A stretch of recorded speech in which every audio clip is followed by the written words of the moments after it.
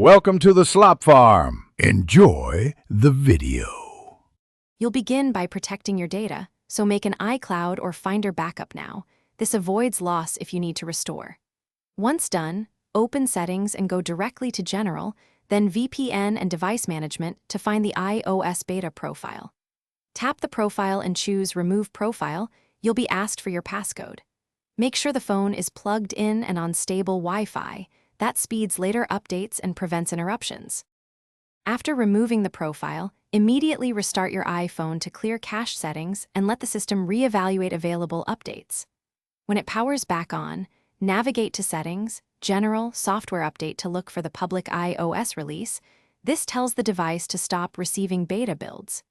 If an update is available, tap Download and Install. If not, you'll either wait for the next public release or proceed to restore from backup. Restarting ensures the device exits beta distribution channels. To finalize, install the public update when available, or, if your phone remains on a beta build, perform a full restore from Finder or iTunes using an archived backup. That puts you back on the latest public firmware. Make sure the device stays connected during the entire process. Updates can take time and multiple automatic restarts. If you encounter errors or the device won't exit beta, use DFU Restore as a last resort. It reinstalls firmware at a lower level and usually resolves stubborn issues. Thanks for watching. Consider subscribing if we helped you today.